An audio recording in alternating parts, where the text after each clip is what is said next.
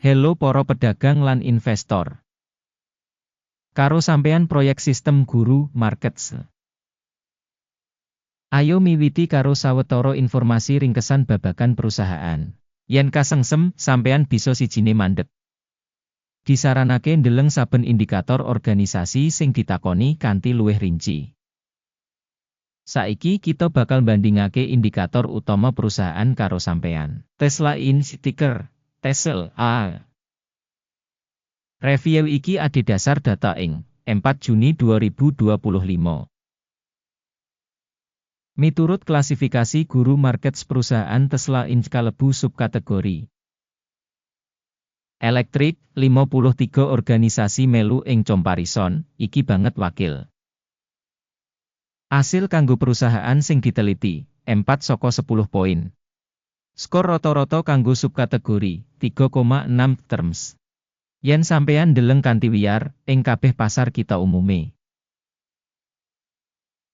Bisa dideleng yen skor rata-rata kanggo kabeh pasar minangka 1,8 poin.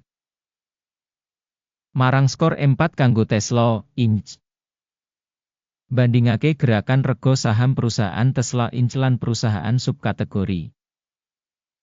Kita bisa ndeleng sing liwat 12 sasi enggo bareng perusahaan Tesla Inc. nuduhake dinamika 92,5%. Marang dinamika rega kanggo subkategori 88,1%. Kapitalisasi pasar perusahaan Tesla Inc. regane 1 US dolar 10 sen 7,22 miliar. Kapitalisasi pasar subkategori punika 1 US dolar 21 sen 1 miliar. Regane buku perusahaan punika 74 US dolar 37 sen miliar. Lan kapitalisasi subkategori kasebut yaiku 101 miliar dolar. Kanthi bandingake saham bursa saham lan nilai buku, kita bisa ndeleng ing ngisor iki. Nuduhake Tesla Inc. ing subkategori ing kasus pambiji nilai pasar yaiku 91,393%. Kapitalisasi nilai buku punika 73,617%. Evaluasi saham perusahaan saka pasar lan kapitalisasi neraca subkategori, ala -1 poin. Ayahan finansial organisasi sing diteliti yaiku 13.385 US dolar miliar. Kewajiban finansial kanggo kapitalisasi neraca minangka 18% saka modal. Rating tingkat utang perusahaan, apik, 1 titik. Rasio regane pasar kanggo laba perusahaan yaiku 173,9. Kanthi rata-rata kanggo subkategori 0. Rasio rega kanggo penghasilan perusahaan dibandingake karo perusahaan ing subkategori apik banget, 2 poin. Media WI kanggo pungkasan 12 sasi ana 6.367 US dolar mayuta-yuta. Pangentukan maju kanggo 12 sasi sabanjur ditaksir sakwentara ing 9 US dolar 54 sen 8 yuta. Taksiran pratandha saka proyek keuntungan mangsa dibandingake karo subkategori apik 0,5 terms. Rega perusahaan kanggo rasio revenue punika 11,6. Rata-rata ing subkategori punika 7,7. Evaluasi rega pasar kanggo indikator rasio revenue dibandingake karo indikator ing subkategori tolet -0,5 poin. Revenue kanggo pungkasan 12 sasi ana 95.710 US dolar mayuta-yuta. Revenue nerusake kanggo sabanjur 12 sasi wis provisionali kira-kira ing 127 US dolar 6 sen miliar. Taksiran indikator dodolan mangsa ngarep dibandingake karo indikator perusahaan ing subkategori apik 0,5 poin.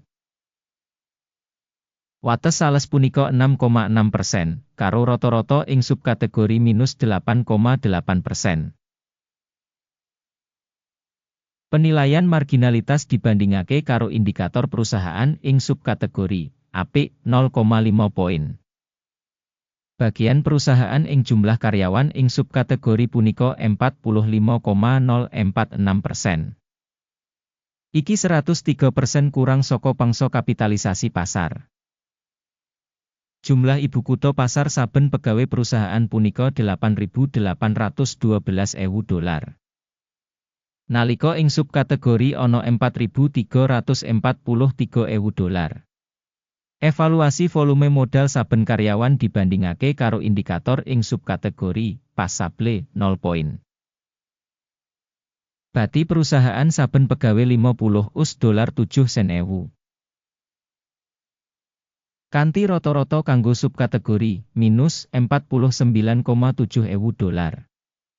Evaluasi bati saben karyawan dibandingake karo indikator perusahaan ing subkategori apik 0,5 poin. Volume dodolan saben pegawai organisasi punika $762.000.